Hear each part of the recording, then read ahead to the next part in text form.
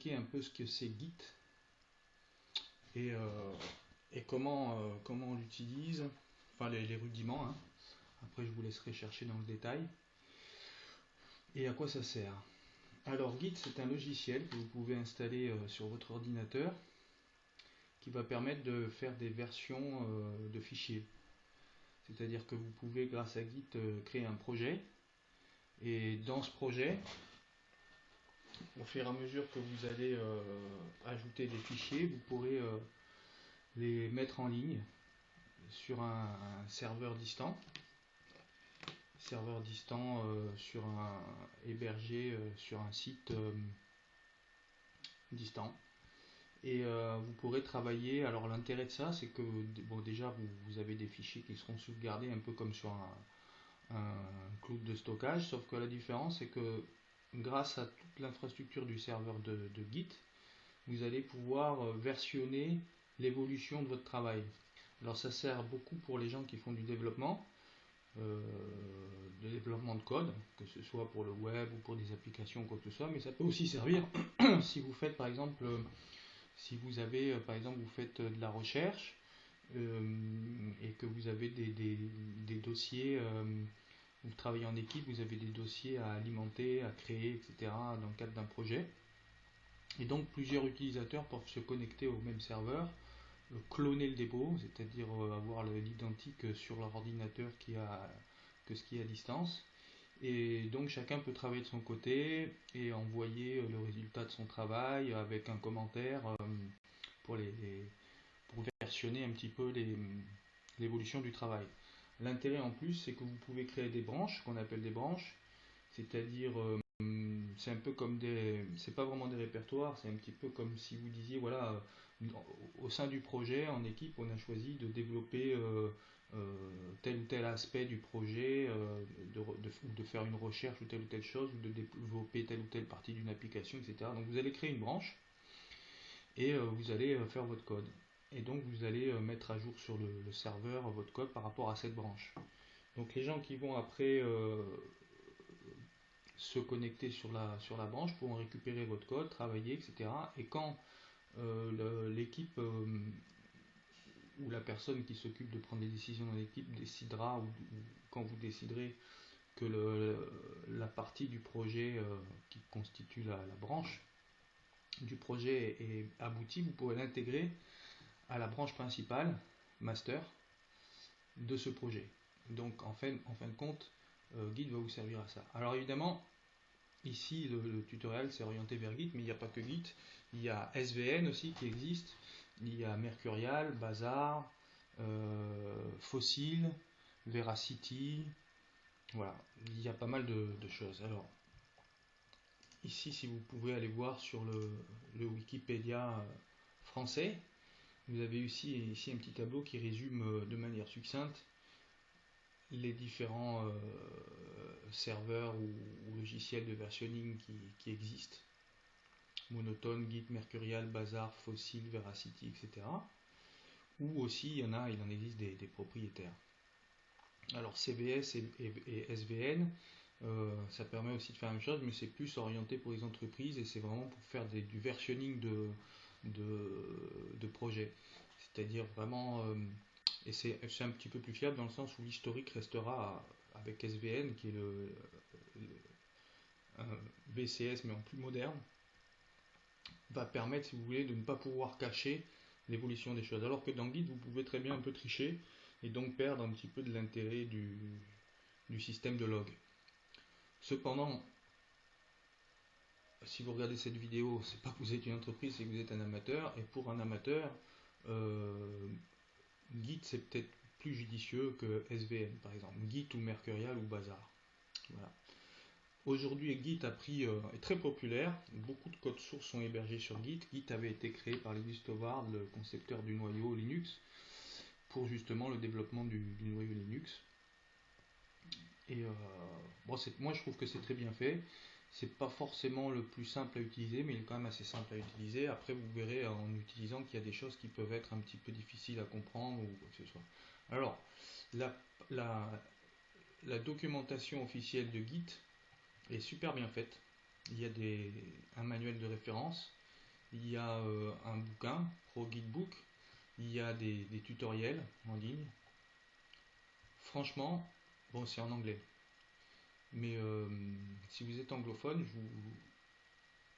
je vous conseille de prendre ça comme une référence, véritablement, de si vous avez des soucis, quelle commande sert à quoi. Et il y a des exemples, c'est très bien fait. Je vais vous donner un exemple pour Git init, pour initialiser un répertoire Git. Voilà. Donc c'est un peu rédigé comme des pages de manuel, et des fois en plus il y a des images qui vous expliquent bien comment ça se passe, quoi.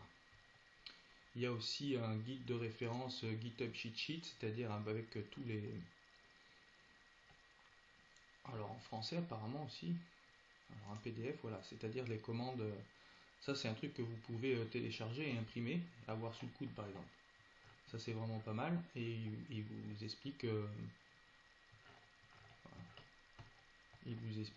quoi faire, comment. Alors je vais le télécharger d'ailleurs parce que je trouve que c'est très bien. Voilà. Ok, donc pour pouvoir se servir de Git sur votre ordinateur, la première chose c'est qu'il faut avoir l'application Git.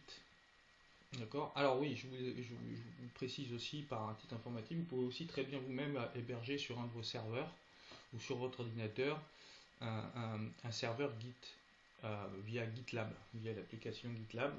Et comme ça, vous pouvez héberger vous-même votre propre code. Au lieu de l'héberger à distance sur un autre serveur, vous pouvez l'héberger sur votre propre serveur. C'est-à-dire vous pouvez louer un VPS ou un serveur dédié que vous allez dédier pour ça, installer GitLab et, faire ça. Mais ça, c'est déjà, si vous en êtes là, c'est que déjà, je pense que vous êtes développeur ou vraiment vous avez une utilité un peu plus pro ou un peu plus poussée que juste utiliser ce qui existe déjà en ligne par ailleurs. Donc ok, donc là, il faut avoir Git d'installer sur son ordinateur, l'application Git, vous voyez ici, Fast Distributed Version Control System, pour pouvoir s'en servir. Ensuite, comment ça se passe? Alors, admettons par exemple que je veuille créer un code ou faire un projet quelconque, pas forcément de développement, n'importe quoi, mais c'est surtout orienté texte, hein. Pas de binaire avec Git. Voilà. Alors je vais bien sûr me déplacer dans un répertoire. Bon, là j'ai un répertoire, je vais vous montrer déjà l'arborescence. Voilà, donc je vais me déplacer dans admettons que je veuille faire un script bash, et je pourrais créer, alors ce que je pourrais très bien faire, c'est créer un répertoire, aller dedans et faire un git init. Voilà, pour initialiser un répertoire Git. Ça, c'est une façon de faire, et après, donc, il va falloir le pousser sur un serveur distant si vous voulez partager ce code. C'est une façon de faire. Alors, il y a un tutoriel aussi en français qui existe, que j'ai trouvé pas mal.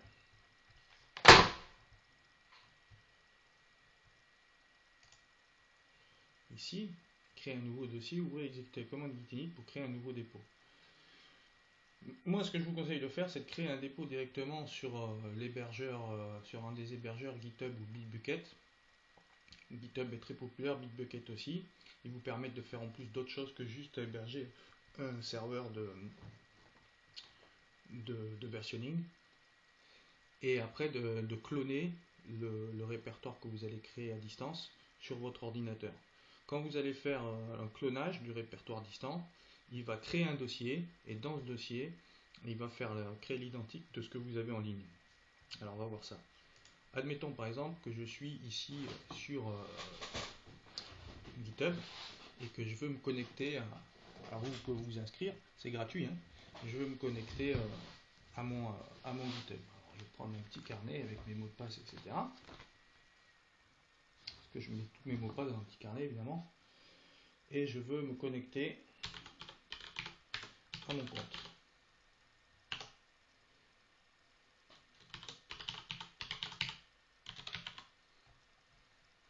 Si si c'est bien ça.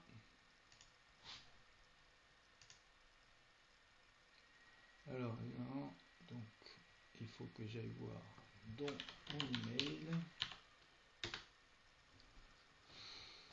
Voilà, donc je me suis connecté à mon, à mon serveur Git via GitHub. Ok, donc là, on peut voir un peu. Vous pouvez. Bon, ça, c'est mon username. On peut rentrer dans son profil. Ok, et on peut aussi aller dans les settings. Alors, dans les settings, ah, j'aime bien cette photo parce que ça montre que quand on vient généralement me poser des questions sur GitHub, c'est qu'on a un souci. Donc j'ai fait un peu, c'est un peu drôle. Alors dans le setting, il faut savoir qu'on a une partie pour tout ce qui est les clés. Alors les clés SSH. Alors ça, c'est ce qui va vous permettre de vous connecter, de pousser du code sur votre serveur sans avoir à chaque fois à rentrer votre mot de passe. Ok? Donc pour ça, ben, ça veut dire que ça a une double intérêt, ça veut dire que la communication va être chiffrée et ensuite ben, que ça vous authentifie automatiquement depuis votre ordinateur. Donc ça veut dire qu'il faut créer une clé sur votre ordinateur, une clé PGP, une clé SSH, GPG, PGP et GPG, c'est un petit peu la même chose. GPG, c'est la version libre, open source. Et donc, vous allez créer cette clé avec OpenPGP ou OpenGPG et vous aurez une clé privée et une clé publique.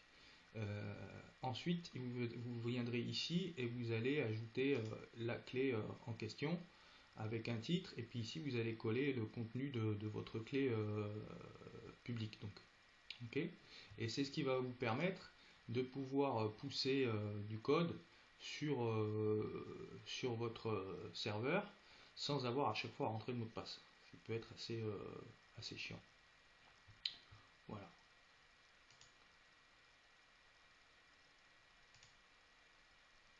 Ok, donc après vous avez une interface qui est pas mal, où il vous montre ici vos répertoires et puis un petit peu votre activité sur chacun d'eux.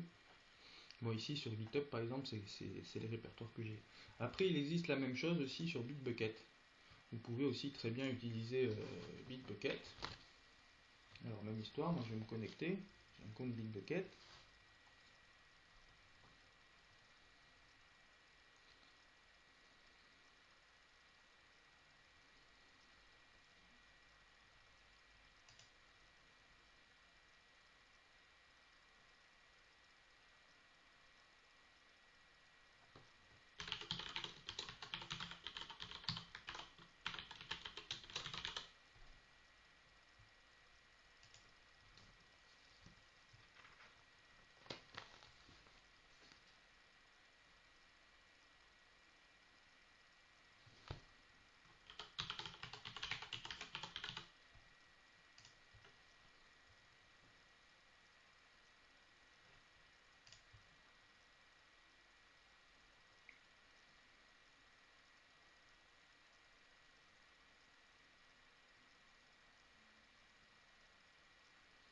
Ça prend un petit peu de temps.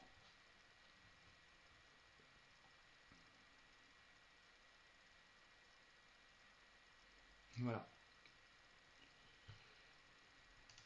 Donc là, on peut aussi, de la même manière, ici, vous pouvez ajouter dans les settings généraux, en général, vous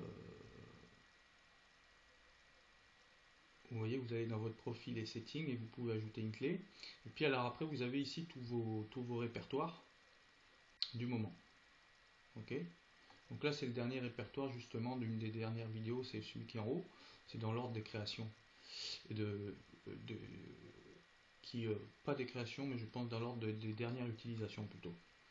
Et donc ici, là, j'avais créé un répertoire pour vous mettre à disposition le code source du script shell.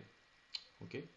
Donc là, ce que je peux faire, c'est créer un répertoire, par exemple, ici ou sur GitHub, de la même manière, je peux créer un répertoire.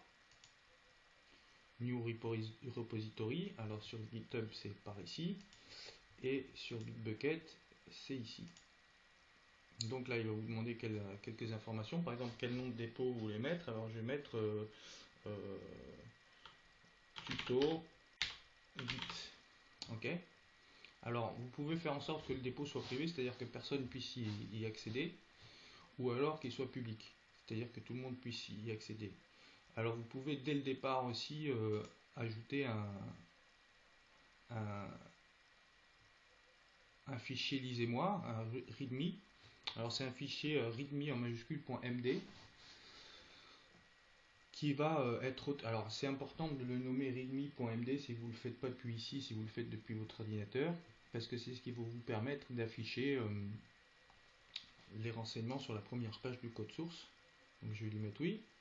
Et puis, il y a les paramètres avancés. Vous pouvez mettre une petite description ici. C'est un répertoire de test ou un tutoriel sur Git. Ok, alors là après il y a le langage de programmation, c'est vraiment orienté, c'est plutôt orienté pour faire du développement. Mais vous pouvez très bien aussi passer du fichier texte, LibreOffice ou ce que vous voulez, pour travailler en groupe sur quoi que ce soit, ou même pour des scientifiques ou des biologistes, il n'y a pas de problème. Mais évidemment, comme c'est plutôt orienté au départ, ça vient plutôt de la technologie des développeurs informatiques, évidemment, ils vous proposent par défaut des langages. Alors, Bitbucket a pas mal de langages, c'est loin d'être tous les langages qui existent. GitHub en a bien plus. Voilà. Donc par exemple, si je veux faire du shell, je vais mettre shell. Alors je peux rien mettre du tout aussi. Hein. Ce qui va permettre ici, c'est surtout quand vous allez lire les pages de code source, où il va y avoir enfin, pas une reconnaissance du code, mais oui, enfin un petit peu une façon de mettre en valeur votre code du fait qu'il reconnaît la syntaxe. Voilà, alors là on a déjà dès le départ un readme file qui se présente comme ça et qui est présenté très organisé. Alors pour faire cette organisation, le langage du readme file .md c'est markdown. Ok, donc markdown. C'est-à-dire que si vous utilisez la syntaxe de markdown, vous allez pouvoir mettre en forme un peu comme vous voulez, avec les limitations de Markdown, mais évidemment, votre page README qui va donner des indications aux gens qui viennent sur votre compte. Ok. Et cheat, voilà. Voilà, donc là par exemple, si vous faites ça, ça va vous faire un titre de niveau 1, un titre de niveau 2, un titre de niveau 3, un peu comme du HTML, mais c'est du Markdown. Ok. Si vous voulez mettre du code, il faut le mettre entre tildes comme ça. C'est pas les guillemets simples, c'est les guillemets que vous faites sur Alt graphique, la touche Alt GR 7 sur votre clavier AZERTY pour mettre du code. Vous pouvez mettre du code aussi qui sera reconnu avec trois fois le même truc. Alors vous pouvez mettre aussi du task list comme ça. Voilà. Et après le code sera lu. Alors, je vais vous montrer un peu. Voilà, donc là, sur Bitbucket, j'ai créé un répertoire. Ok. Voilà. Donc là, on est à la source du répertoire.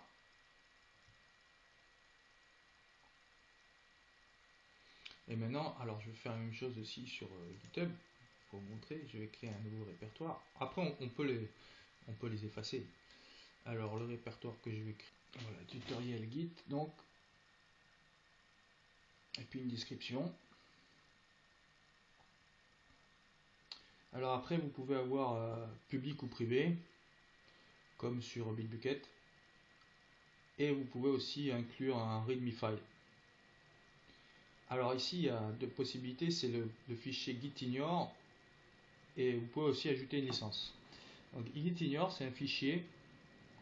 À l'intérieur de ce fichier, vous pouvez inclure une liste de fichiers de votre répertoire dont vous ne voulez pas qu'ils soient en ligne. Par exemple, vous dites voilà, vous avez des informations, des variables importantes avec des informations privées et voire même secrètes. Et vous ne voulez pas que ça se retrouve disponible par tout le monde en ligne. Donc, évidemment vous allez l'ajouter à Gitignore. De cette façon-là, ça va vous permettre de pouvoir avoir des choses sur votre ordinateur en local qui ne seront pas en ligne, quoi. Voilà. Alors, évidemment, ça a la particularité, vous pouvez ajouter ce fichier Gitignore par la suite, vous n'êtes pas obligé de l'ajouter maintenant. C'est pas une nécessité. Vous pouvez le pousser après sur votre serveur distant. Voilà. Alors, ensuite, vous pouvez peut-être pas maintenant l'ajouter maintenant, vous allez l'ajouter après, on s'en fout. Moi, ce que je vais faire, c'est l'ajouter après, je vais créer mon répertoire.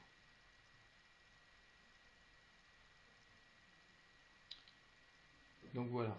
Voilà, on est face, on peut éditer la page de README directement sur ce site, contrairement à Bitbucket, c'est moins simple. Et on voit ici bon, le dash, le titre de premier niveau, et on peut voir le résultat direct. Donc on voit le résultat du code Markdown. Donc ici, je vais éditer le fichier avec du code Markdown, faire un titre de deuxième niveau. Voilà. Avec une liste numérotée 1, 2.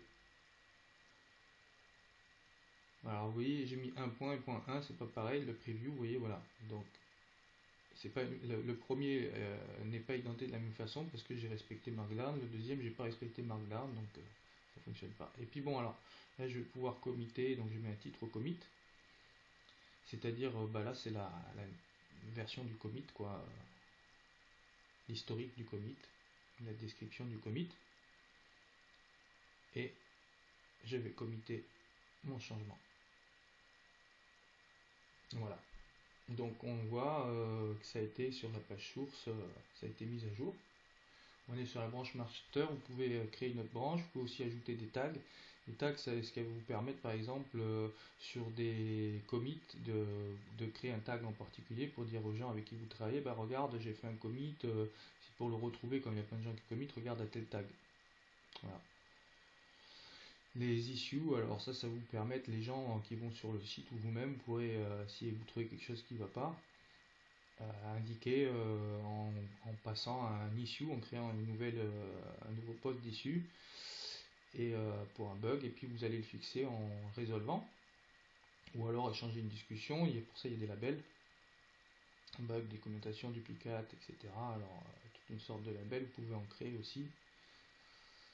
Ensuite les pull requests, ici c'est pour si vous voulez participer au code, le développer, faire un développement sur ce code, vous allez faire un pull request et de l'autre côté vous allez développer le code. Bien sûr vous pouvez gérer les pull requests, les autoriser ou non, et de la même manière vous pouvez créer dans votre projet vous pouvez créer toute une infrastructure de projet via l'onglet projet pour pouvoir diriger un peu le projet. Vous avez aussi la possibilité de faire un wiki. Si la page README ne suffit pas, eh bien vous pouvez indiquer faire une page avec une documentation grâce au wiki. Voilà. Donc là c'est la page du code. C'est quand les gens arrivent sur votre code source, ils arrivent ici et ils lisent ça. Donc sur Bitbucket, les paramètres qui sont ici, c'est les paramètres intrinsèques au répertoire, au dépôt. C'est pas les paramètres généraux. Les paramètres généraux, c'est ici. Hein. Ça, c'est les paramètres vraiment du dépôt. Ok. Donc, vous pouvez éditer des graphes enfin, et pas éditer. Donc, les graphes vont vous montrer l'activité, les personnes qui participent, combien d'heures ils ont participé, etc., etc. C'est pour avoir un recul un peu avec une vision graphique de tout ce qui se passe sur le répertoire, sur le dépôt. Donc vous pouvez un petit peu manager en voyant l'évolution du code ou de votre projet.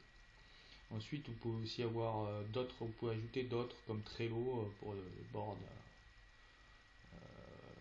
Voilà, bon, il y a pas mal de choses, je ne vais pas rentrer dans le détail et tout vous expliquer parce qu'il y a vraiment beaucoup de choses qu'on peut faire. Donc là maintenant, ça je vous ai expliqué les grandes lignes. Admettons que je veuille avoir sur mon ordinateur ce dépôt. Donc l'adresse est ici, ok. Donc ça c'est l'adresse de l'accès au dépôt sur le web browser. sur le navigateur internet. Mais vous pouvez aussi, alors vous avez ici, vous pouvez use HTTPS, il va vous donner cette adresse. Mais vous pouvez aussi cloner, alors ici c'est la touche pour copier, l'adresse du repos avec le code git, avec l'adresse git@github.com, votre nom user et puis le nom du dépôt qui est tutoriel.git ici en l'occurrence. Et après donc vous allez dans votre répertoire où vous voulez déposer vos dépôts, enfin le dépôt en question, vous allez faire un git clone ou alors tout simplement coller git clone et coller l'adresse voilà, coller l'adresse du répertoire et il va cloner dans ce dépôt. Alors il va vous demander au premier accès évidemment pour les accès avec les clés d'ajouter donc à votre Known List la clé RSA distante, et il faut évidemment que vous puissiez avoir la permission de la clé publique pour pouvoir accéder et cloner ce dépôt de cette manière. Donc là en l'occurrence je peux pas. Donc pourquoi? Parce que j'ai ma clé publique qui ne correspond pas à la clé publique du dépôt. Alors on voit ici donc que le répertoire n'a pas été cloné. Et pour cause, il nous faut pouvoir coller notre clé publique, créer une clé sur le serveur. Donc moi, je vais lister les clés que j'ai générées, que j'ai sur mon ordinateur. Alors j'ai les clés d'un côté .pub c'est public et sans extension c'est des clés privées. Ok. Donc évidemment, ce qui m'intéresse c'est de pouvoir utiliser une clé publique pour pouvoir me connecter à mon compte. Donc pour ce faire, il faut que j'affiche une de ces clés publiques. Donc je vais choisir par exemple id rsa.pub. rsa.pub. Voilà. Et ce qui est ici, je vais le copier. Alors, CTRL majuscule C quand vous êtes dans un terminal. Et après, je vais donc créer effectivement, je vais aller dans les settings du dépôt. Donc ça, c'est les settings du dépôt, c'est pas les settings générales. Dans les déploiements de clés. Et je vais ajouter une clé de déploiement. Je vais coller le contenu ici. Ok. Et je vais mettre clé SSH. DRSA. Et puis je vais autoriser les accès en écriture qui va me permettre de pouvoir pas seulement faire du pull ou du clonage, mais aussi pusher, c'est-à-dire mettre à jour du code. Voilà, maintenant vous voyez, j'ai une clé. À partir d'un ordinateur qui a ces clés-là, je vais pouvoir me connecter. Donc si je réessaye, commande clone,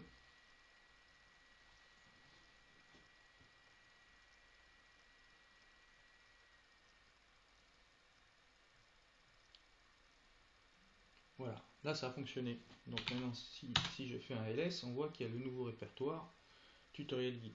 Donc je me rendre dedans et on voit le contenu de ce qu'il y avait en ligne, c'est-à-dire le fichier readme file. Alors je vois que j'avais fait une erreur tout à l'heure, donc ce que je peux faire c'est la corriger et l'enregistrer. Alors à partir de ce moment-là, j'ai fait un changement. Donc si je fais un git statut, alors je vous engage à, enfin je vous suggère à aller regarder le cheat sheet qu'on avait téléchargé, le PDF. Alors, je vais peut-être pouvoir le mettre ici, ça peut être intéressant. Dans les téléchargements, il doit être là, voilà. Voilà. Donc moi ce que je vais faire c'est un git statut. Donc ici vous avez un peu toutes les commandes. Vous voyez on peut aussi configurer git config global username. Ça on va le faire aussi. Hein. Le git config global, pour quand on va faire le push il va nous le demander de toute façon. Donc il faudra le faire. Donc avant de pouvoir ajouter un fichier, vous voyez ici, alors je vais faire un petit zoom quand même. Voilà, git statut. On voit ici qu'on peut lire la liste des nouveaux fichiers, des fichiers modifiés à commiter. En fait, c'est à commiter ou non à commiter en fait. Alors, on va voir. Git add, la commande git add. Alors git diff, ça permet de montrer les modifications des fichiers qui ne sont pas encore indexés. Et git add, parce qu'il y a une indexation qui est faite. Quand vous faites un git add, vous indexez des fichiers. Et quand vous faites le push, vous faites un transfert de ce qui est indexé et commité. Donc vous faites un git add, vous l'indexez. Git commit, vous officialisez le fait que ce qui est indexé va pouvoir être mis à jour sur le serveur. Il est mis à jour localement. Et quand vous faites un git push, eh bien, il va le mettre à jour. Il va synchroniser ce qui est commité officiellement sur votre répertoire local et ce qui va l'être sur votre répertoire distant. Okay, et git reset, c'est pour enlever le fichier de l'index, mais il conserve son contenu. Pour l'enlever définitivement, il faut un git rm. Voilà. Ok, donc on va voir ces commandes ici. Donc ici j'ai fait un git statut et je vois qu'il me dit voilà, en rouge il y a un fichier qui a été modifié. Donc je vais faire git add. Alors je pourrais faire le nom du fichier en particulier, mais je pourrais faire tout aussi. Git add point. Je vais tout afficher. Donc si je refais un git statut, maintenant il est passé en vert. C'est-à-dire que ça y est, il est indexé. Ok. Alors je peux revenir en arrière en faisant un git restore et pour le désindexer. Ok. Comme c'est indiqué, hein, c'est indiqué ici. Ou alors maintenant, ce que je veux faire, c'est que je veux le commiter. C'est-à-dire qu'officiellement, le changement qui est indexé, je vais lui donner un versionning. Donc lui, il va générer un code SHA1 unique. Et moi, quand il va le commiter, et moi, avec l'option "-m", je vais ajouter un texte pour qu'il n'y ait pas juste un code généré par SHA1 illisible pour l'humain, enfin qui ne veut rien dire pour l'humain, mais qui est un texte qui puisse acter mise à jour du fichier readme.md correction syntaxe. Ok, voilà. Et je ferme les guillemets. Donc c'est commité. Si je fais un git statut, hop, on voit que la branche maintenant est en avance sur origin master de un commit. C'est-à-dire que mon local est commité, le dernier commit de mon local est en avance sur le commit du serveur. Donc ce que je vais faire, c'est que je vais faire un git push. Je vais pousser le commit.